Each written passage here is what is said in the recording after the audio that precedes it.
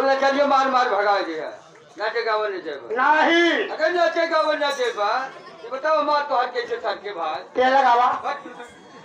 ये भैया तू अपने मतलब वाली बात बता भैया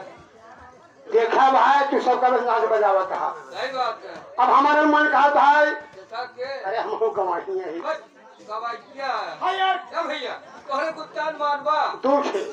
कांग का गोड़ना पूछा साज बात अरे भैया साज बात हमारे कई बार है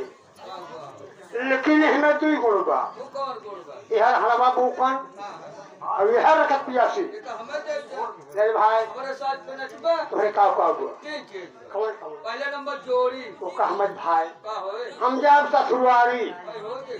भियान बड़े सवेली है जो फुटक बांध दे का हो वो घोड़ी जोड़ी जो दोनों दोनों बाजा था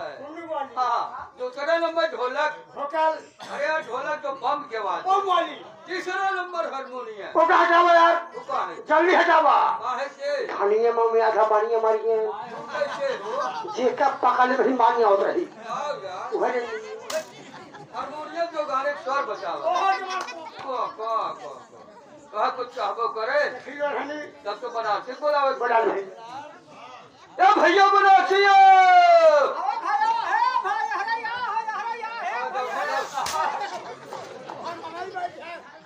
ए भैया एरिया कहाँ सोचे भगा जाते हैं आवाज यहाँ से हमके यही तो बुलावता है तो सही है ए भैया कहो हमारे पार्टी में फर्स्ट क्लास नचवाइया का भैया कहो भैया हमारे कौन काम लगे यार भैया हो हाँ तू चलो जान मारा क्या पढ़ा यार नमारस न हो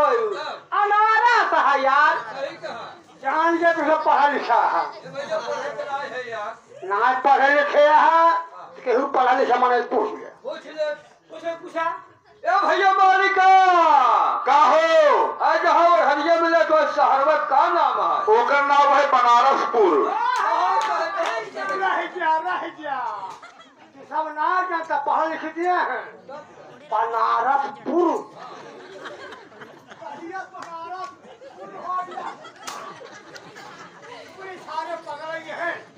हमको कहीं कहा सचेता वो है कि बनारसपुर अरे भैया हुआ है बनारस है बनारस कहाँ से बनारस चलो जाओ बनारस कोनो काम कारखाना महल जा हाँ सेठ से बोल दिया हाँ फर्स्ट क्लास से ठोर नहीं करवा लिया कितना ले भैया भैया हो हाँ 3.5 लीटर से कम न रहा 7 लीटर अरे भाई हम देख लेंगे ई बतावा तोहरे अखियां पेचिस पर तो देखा हम जल्दी बात यार जल्दी में हाथ जोड़ तोड़ने को कहाँ जाता है बनारस कौन काम रहनी यार कितना लेगा ज्यादा न लेगा 7 लीटर लेगा बहुत सही 3.5 लीटर समझ ली है उतने कम यार जहाँ 3.5 लीटर में 50 ग्राम बम भाई हाँ लीटर हर मीटर